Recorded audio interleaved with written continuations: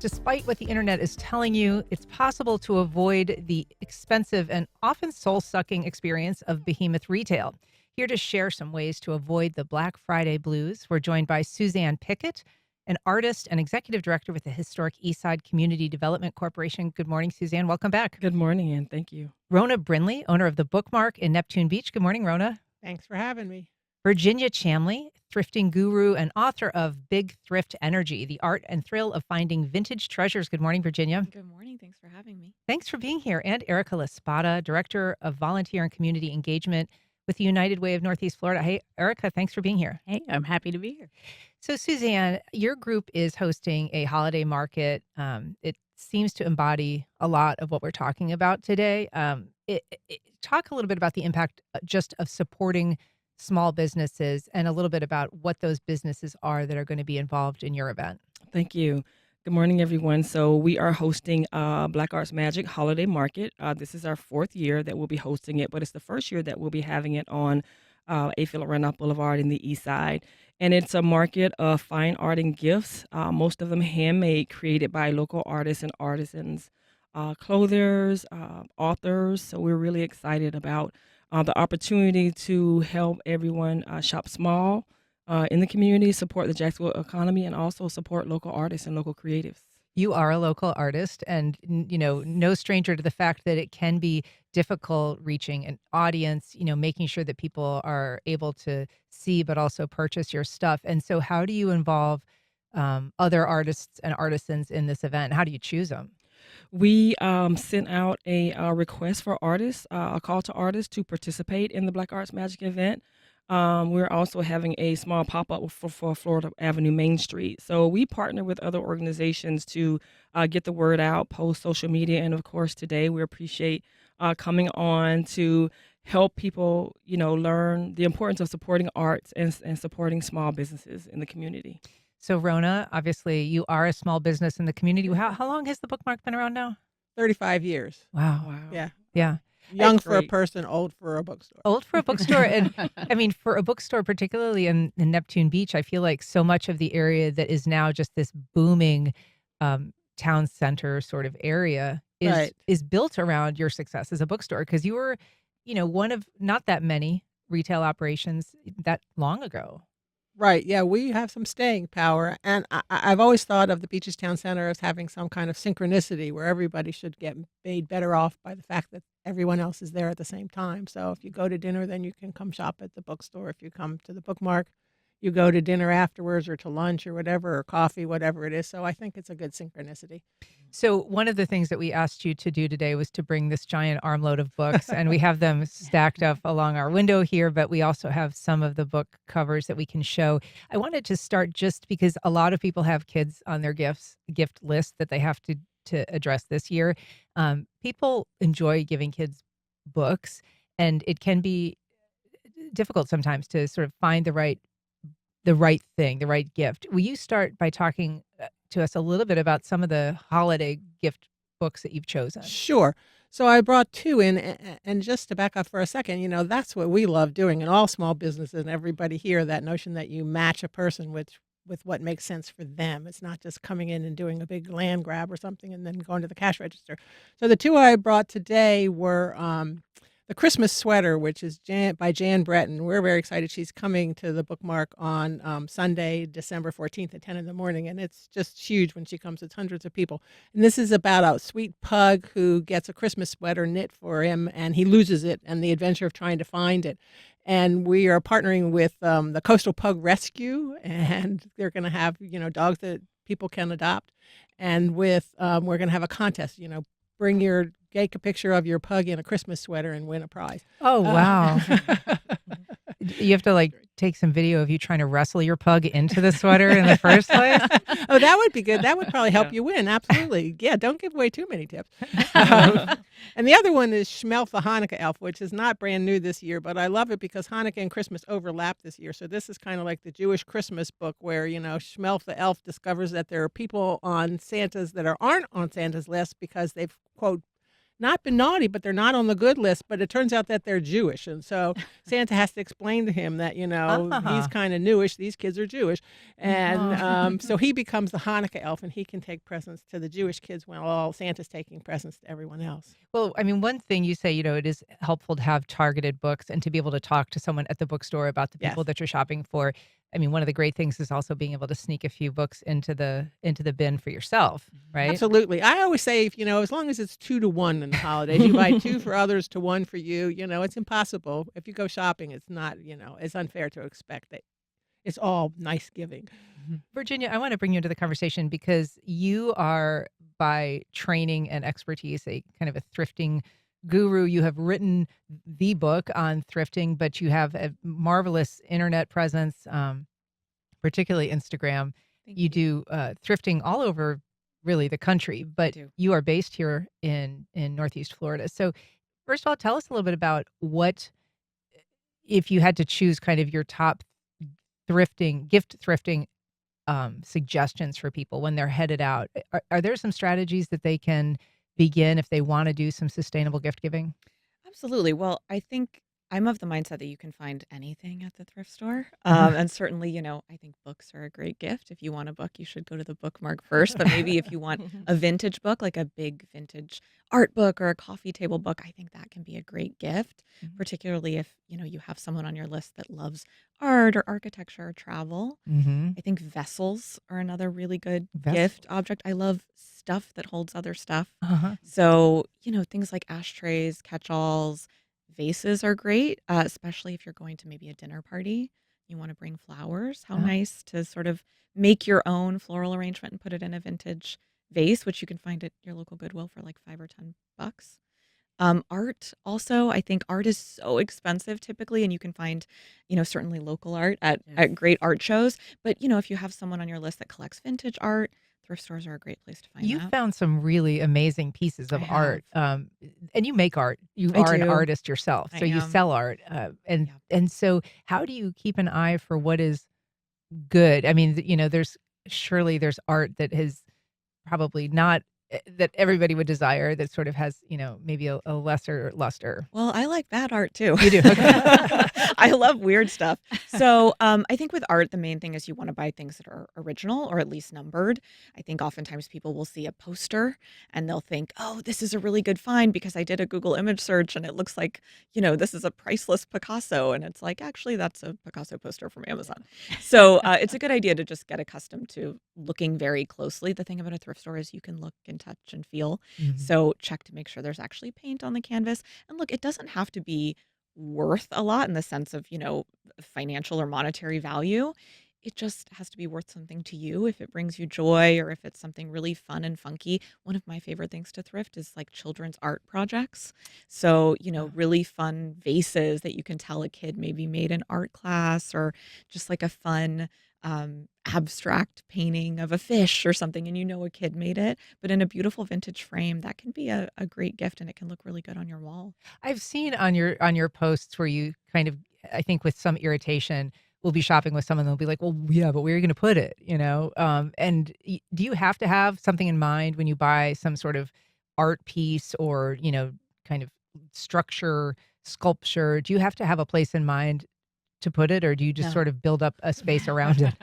I build a space around it. Yeah. Yeah, I joke that my house is kind of a art gallery or gallery of stuff rather because I bring stuff in, I take stuff out. And the thing about thrifting is you'll find things that you'll never ever ever see again because they're often original and unique and so you kind of have to get it, especially if it's affordable. And I have a storage unit too, so that helps. That helps, yeah.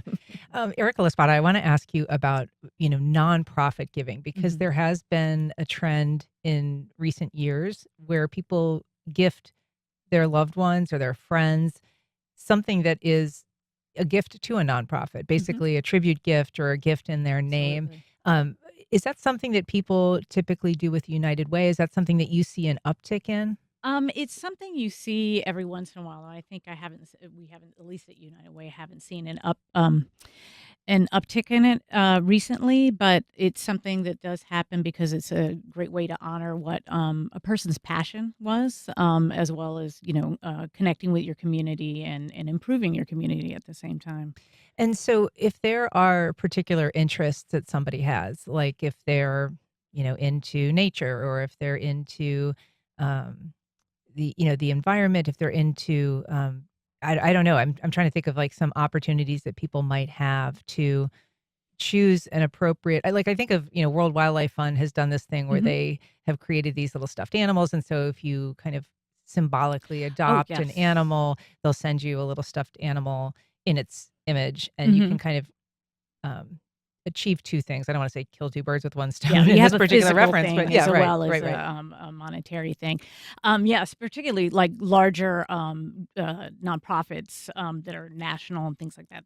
They will have their own swag that might be easy to sort of pass on. But then you have something that a smaller nonprofit like a Historic Eastside Mhm. CDC and this the Black Arts Market. Like you might find something that sort of connects with that nonprofit as well that's more unique and sort of local. Sure. Hmm. Yeah. I mean, that's true, Suzanne. Some of Hmm. this stuff, I mean, it's almost like serving two purposes. Hmm. People who are going to shop the Black Arts Magic event are going to be supporting local businesses, but they're Absolutely. also going to be vicariously supporting the CDC. Absolutely. We for the past maybe 5 years or so, we work with United Way, and they have gifters who provide gifts to families for the Hmm. holidays, but also for Black Arts Magic.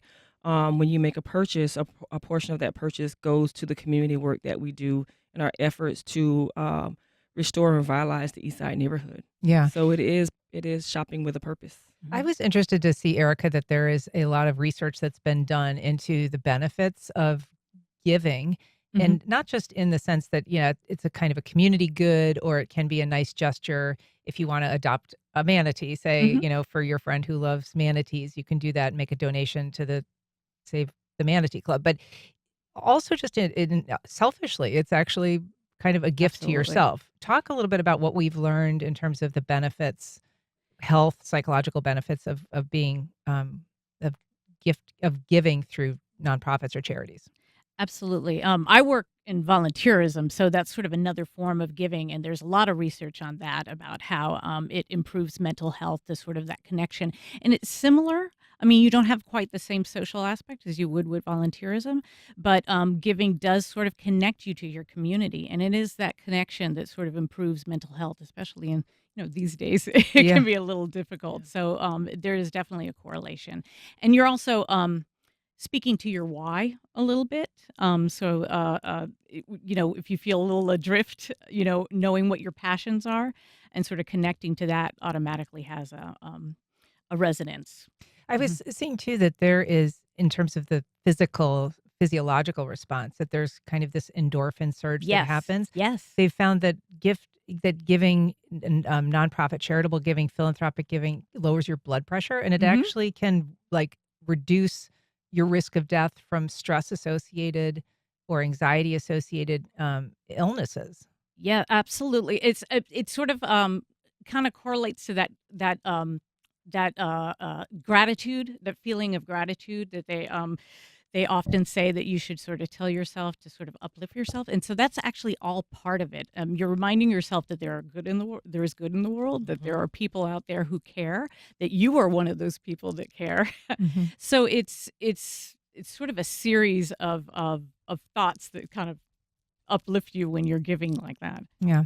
If you're just joining us, we're talking about ways to give gifts that matter and make you feel good. If you have received such a gift or if you have ideas about ways to give one, you can give us a call at 904-549-2937. You can email First Coast Connect at wjct.org, or you can go to firstcoastconnect.org to find all the ways that you can connect with us. Virginia, I want to ask you about, thrifting. Is it an appropriate gift for everyone? Because some people might look askance at like a secondhand gift, right? They maybe want something fresh out of the box. Are there? Do you? Are there certain personality types that you wouldn't thrift give to? Not me, and I think it kind of all comes down to marketing, like, just call it vintage if it's over 25 years old, right? Um, I think thrifting for a really long time was sort of looked down upon because it did seem like, "Oh, you're buying someone else's junk," but certainly the younger generation, I mean, anytime I go to Goodwill, I'm competing against Gen Zs trying to get stuff, Uh, so I think it's become cool because, it's more sustainable, it's better for yeah. the environment, and it's nice to buy something that's more well made. I mean, so much of what we see now online is maybe not made out of the best materials. And so thrifting can sort of be a great way to invest in something, which sounds counterintuitive because it's affordable. But, if you buy a piece of furniture, a piece of art, you'll probably have it for years at the thrift store. We're going to be talking a little bit later about sort of planning your finances for the Yeah. holidays.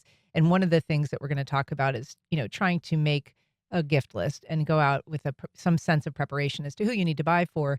It seems to me that there is a peril in thrift giving is that you go and you find this perfect thing for somebody Absolutely. that isn't even on your list. You're like, this would be great for so and so. I don't actually need to buy them a gift this year. What do you do in that situation? Buy it and save it for when you do need to give them a gift, their birthday, or, if they have some special anniversary or celebration coming up. This is where the storage unit comes in This is where the handy. storage unit comes in handy and my art closet, which I didn't mention before, but I have that too. Yeah, I think, the danger of thrifting is that you will never see it again. So you do kind of have to jump at it, Mhm. particularly if it's something that's affordable and, within your budget. And so for people who aren't skilled at this, it does take time, it does take patience. It is not Yes. something that um, anyone can just sort of waltz into and expect that they're going to clear their shopping list. Right. So Absolutely. how do you prepare somebody if they're not, good at this, if they don't really know the drill? Well, I think it's good to have more of a general list than a really, really specific list when you go thrifting. So if you have someone on your list, your gift giving list that loves art, you might not find them the perfect painting, but you might find maybe they're an artist and you find some really cool art supplies or an easel or a really beautiful frame that they can put another piece of art they already have in or a sculpture. So, it's more about having categories, broad categories, rather than, I'm going to find this perfect 1980s postmodern painting. Right. Rona, I want to get back to you and talk about some other more adult-oriented books. Don't mean that in any racy way. Just for For adults, grown-ups. for Yeah. grown-ups. Thank you. Yeah. What are you looking at? You have some books that are holiday books, sort of for grown-ups, right? That are themed around the holidays. Right, there are always books around the holidays, but, the thing about it's like the thrift store, people come in with general categories, what is your father like? He likes World War II, or he likes history, or they likes art, or so, and really, people leave their free will at the door when they come into the bookmark. And Wait, so we tell them explain what. that. Explain Yeah, that. so they look to us for advice, and so they say, "Well, what are you reading?" And they know that different people read different things, and so if they want certain categories, if they want, romantasy, they'll ask one person. If they want literary fiction, they might ask a different person, or history, they might ask. We all know all of it, but some people know more than others. Yeah. All pigs aren't equal. Um, so some of my favorites that I bought for adults, and the great thing about this time of year is all my favorite authors come out because it's all about me really. So all my favorite authors, they come out for Christmas. The publishers are smart. So there's a new Ian McEwan. He wrote Atonement 20 years ago and still writes exquisite stuff. It's one of my favorites. It's set in 2119. I originally thought he said 2019, then it didn't make sense, and it's 2119. And there's a professor going back to find a poem over 100 years ago and what happened to it and how it got lost, and the world is in a terrible state. And so he's looking for some sanity. This is the What We Can Know. This is What We Can Know by Ian McEwan. And so that's if you love beautiful writing and if you remember how much you loved Atonement. The Great Man is another one of my favorite. That's the retelling of The Great Gatsby in 1945 in Hollywood, and all the characters are black. And it's true to the story. All the characters are parallel to the exact story. And my husband said, "Well, doesn't it ruin it? It's going to." It doesn't. It adds a whole new layer of interest because it's post World War II, and you have a black soldier returning. It has the same exact parallel characters and the same story, but the fact that it's in Hollywood, it's a different time period and a different race it just enriches the story so much. That's another And this is The Great Man with two N's. with It's two mans because by that's his name. by Yeah. Kyra Davis Lurie. Right. Yeah.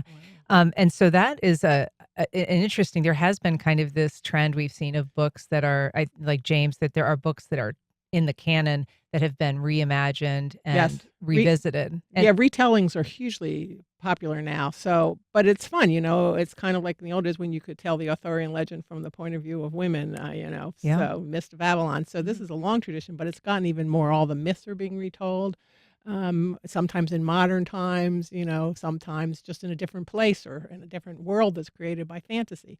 Um, and then, of course, I can't leave out Harper Lee because, she's when people say, what's your favorite book? And it depends on the week. But, two that stay forever are To Kill a Mockingbird and Henry David Thoreau, Walden Pond. So Harper Lee has a new book of short stories called The Land of Sweet Forever. Now, she's no longer with us. So they're new in the sense that we haven't seen them. They precede the 1960 publication of To Kill a Mockingbird. And they're stories she wrote for magazines and newspapers and different things at the time. And she tells stories about her home in Alabama and her relationship with Truman Capote, and then when she moved to New York, and they're a great insight into a time period. She has references to a woman who gets expelled from the University of Alabama for drinking beer because in those days you should only smell of Chanel Number 5 and Lavoris. Wow. That puts you right in time, doesn't Right. it? Yeah. I wanted to go back to the Ian McEwan book that you were talking about, that basically takes place in a future where they're referencing our time as sort Yes. of this period of derangement. Is that right? Because people were not taking climate change seriously. Right. In part, it's sort of interesting because they say that if we'd taken those seriously, they wouldn't be in the mess that they're in 100 years later, where the world is ravaged by climate change and war, and is not a world that they're happy in. It's totally altered. So in some senses, there's a nostalgia for 100 years ago, and in the other sense, there's the sense that, well, if we had just taken care of things better, they wouldn't be in that pickle 100 years later.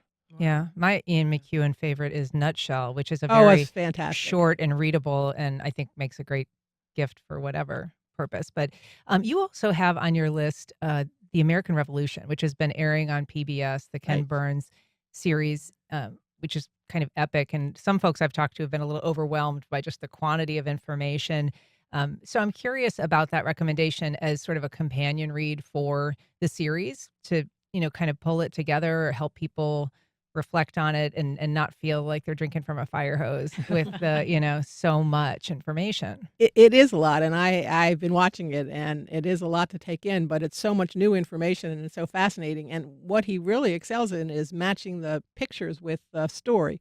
And so if you get this huge coffee table book, you get those pictures, and the art in those days was amazing because there's not photography, and so the paintings were just exquisite to represent what was going on. And so you get this coffee table book, and it's a book that I call that you could visit. You don't have to sit down and read it cover to cover. You're not going to do that. You can sit and look at the pictures and read one segment, and then, like you say, let that digest before you move on to the next. And if something happened on the TV show that you go, I wish I knew more about that. I forgot what he said. You can, Look and instead of rewinding, you can just that makes a lot sit of quietly sense. with the book and revisit that part of the story. Sure, and images are a huge part of that. I want to say we've got a call from Sean on the West Side. Good morning, Sean. Go ahead. Good morning. How are you doing? Wonderful. Go ahead. Thanks for calling. Oh, yeah, thanks. I'm thrilled to hear this conversation over people getting excited about reused, rediscovered, vintage and antique items. I own a shop over on the West Side, Delightfully Strange Finds, and we've put together a vintage crawl on Small Business Sunday to encourage people to come out and rediscover new items to them as a gifting for the holidays. And there are about 8 shops involved. But I've had a lot of people that are coming in talking to family members that they're shopping with saying, well, the rule is it has to be thrifted or from the antique shop or vintage. That's the rule. And I love that. So I'm just excited. I'm happy that this is happening. And I encourage people on Small Business Sunday, hit your small businesses, hit your antique stores, hit the places that do vintage, because these are small businesses that people have put everything into, their heart, their soul, their finances. And it's so exciting to see this really grow more than it already is, because there's a lot of new shops out there too. Sean, I want to ask you, because my producer put in some of the stores that are participating, and I want to just list them. But to be clear, is it a Saturday event, the Small Business Saturday, or is it on Sunday? Yep. Small Business Saturday Okay. vintage crawl, Okay. and we've got a drawing. We've got little cards. If you fill them out from all the shops or even really close, we're going to do, each shop is contributing some sort of vintage or antique item. We're going to do little giveaways. When I mean little, they're just going to be fun. But really just to have people discover, there's over 10 shops just in Riverside, Avondale, and Murray Hill. Yeah. Wow. And so some of those on this list are Castaways, The Looking Glass, Fans and Stoves, Bougie Basket, Vintage Exchange, Levie and Rose Antiques, Cool Stuff Vintage, and Delightfully Strange Finds, which is Sean's store. So I want to ask you about that, Virginia, because there are different kinds of thrifting. There's sort of your go to a garage sale. There's your kind of hardcore. If you're just going to a true charity, whatever comes in the door is out on the floor. And then there's these increasingly curated Right. vintage type stores where they've done the shopping for you and they've got it all arranged very beautifully, almost like an antique store. hmm And sometimes there's overlap there. So do you have a preference? And what do you make of like who should be hitting which kind? Well, I think if you're new to buying vintage and thrifting, going to an antique gallery or something that is a little more curated is a great sort of entree into it. And that's because A, it's curated, like you say. B, it tends to be just as affordable often as a thrift store. And people Really? don't realize that. I mean, especially if you're buying something small jewelry or a little piece of porcelain, collectible kind of a thing, you can often find that in the glass cases in the front of an antique gallery. Those cases where you have to request a key, and it scares so many people and they're so nervous because they think, oh, this must be very expensive if I can't see the price. But often it's just because these are little tiny items and they don't want to lose them. Mm. I have found so many incredible gifts in those glass cases, like pieces of jewelry and things like that. And to the caller's point, I think that's such a cool idea. If you have a white elephant exchange, to make it be maybe locally purchased gifts only or thrifted gifts only or secondhand gifts only. I think that's a really cool idea.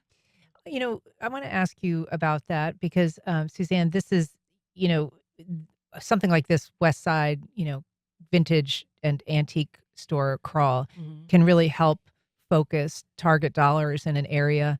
Um, is that important in terms of, the work that the Eastside Development Corporation does in revitalizing the East Side? Is there an effort to really funnel the retail focus on those local stores? Yes, it is. Again, we are now we have a Florida Avenue Main Street, which is an initiative of National Main Street America, and Florida Main Street, and it's the only Main Street in Jacksonville. So our goal of the Main Street is to provide resources to enhance commercial districts. And as you're aware, there's so much development around us with the stadium development, the Mosh, the Four Seasons Hotel. So the goal is to um, enhance the east side so that's a complement to the area. And just recently, I am the National Art Futures Fellow for Creative West and South Arts. And my Congratulations. passion project is to enhance the east side, the corridor, as an arts and economic development district. It's a 6-month fellowship that provides resources and awareness and assistance for the work that we're doing to build up our commercial corridor. So while we have several small businesses, we still have 11 small businesses there. We have really great eatery, restaurants.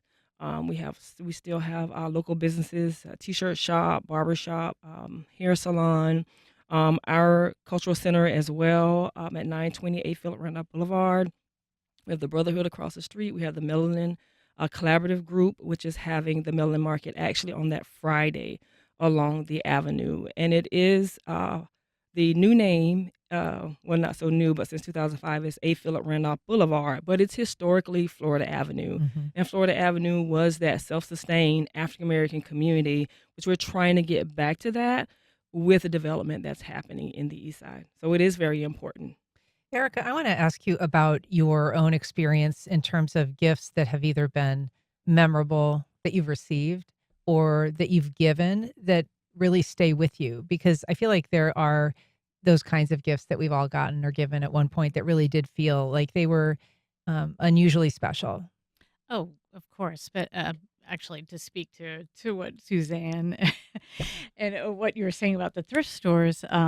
Anything that sort of comes from the heart Mhm. that speaks to that person knowing you individually, of course, makes a huge difference to you. Yeah. I can speak a little bit about like gifts, little gifts that sort of mean a lot to other people. You never know what's going to resonate with somebody. Mhm. Um, uh, Mainly if you do know them, just something to say like, "Hey, I've listened to you. I understand who you are as a person, and I see you as a person," Uh-huh. which is not always easy to do because you have to kind of you kind of have to sort through that a little bit. Yeah. But I know that that's meant, and it's not how much money you spent Yeah. or how much uh, things like that. Things that mainly sort of connect to that person that Yeah. you're seeing. Rona, how about you? Has there been something either in or out of the book world that has been a particularly great gift that you gave or one that you received? Um, well, I think it's always nice, like you say, if it's something that people show that they know you and they've paid attention so that everybody doesn't get the same thing. Mhm. It's kind of an interesting, I just thought about this. We have this subscription club where you can sign up and give somebody 3 months, 6 months, a year, however long of books that we will select. In some bookstores, just pick one book and everybody gets the same book. But because we like to make things harder, we do what we do all day is we have people fill out a questionnaire and what do you like to read and what do you not like to read and what movies do you watch. And so the idea is to match that gift to that person so that they know that you've thought about them. And those are the most thoughtful gifts when somebody thinks about, well, what is it that you like that you would appreciate, not something that I would like. You hear parents all the time talking to little kids, it's not for you. Yeah. It's for Joey. It's his birthday. So what would Joey like? Not what would you like? And that's a hard concept to learn. But the thing that strikes me about all of this is it's all really connected. I mean, anytime we've ever done a drive to collect books, to donate, people are very generous and they want to have them get another home. They're good books. Their kids have grown up. They've read them. They're in pretty good shape. So we want to donate them to give to somebody else. It makes them feel better. They found a cause they care about reading. And then we often have people who come in the store looking for local artists. So, do you have cards that are by local artists or something Right. that's, a local author? And so the sense that they're all connected, I think, is important. And what you're trying to do today, I think, is to say, shop small. 3 to 3.5 times of the money stays in the community. You support your neighborhood. You Exactly. support your local businesses. You support issues. We're in that stage of Maslow's hierarchy of needs. People Yeah. need to eat. They need a place to live. Yeah. Yeah. And then they can get to the top and get some art to find Right. some joy. Yeah. Rona, you should be running this show, man. I've always been. I want to ask you that same question, Virginia, in terms of gifts that have really clicked that you've been able to get, either that you've gotten or given. Okay, I'll say what I've gotten first. And you mentioned adult books earlier, Uh-huh. so this is a good one on Good that topic. segue. Okay. To be clear, this has no photos inside it, but my mom gifted me a Braille Playboy. Oh And my so goodness. Playboy has Braille editions because the Come Library on. of Congress, has periodicals create things in Braille. And I had just always wanted one. It's entirely in Braille, no images or anything. It's just What? the iconic logo on the Wow. front. Mhm. Because for years, Playboy was known for its articles. They have It's had not. There's incredible not like authors nudie write them. outlines or something No in Braille. outlines. Okay. No. But it sits on my coffee table. My mom tracked it down on eBay. It's Wow. from, I think this one was printed in 1992. There are definitely some from much earlier, but so What a that was find. a really good find, something that I had always wanted to find. And then in terms of one I've given, my grandmother's dad owned a motel in Georgia. When she was very, very young, and I found on eBay some postcards and matchbooks from the motel. Oh wow. And it cost $5 or something. I mean, nobody knew what this motel was except for her. And I gifted her that, and that was just, I think, special for her. Mhm. That's fantastic. We Suzanne. often get, you talking about the greeting cards. We actually create custom greeting cards from artists that we'll have available as well.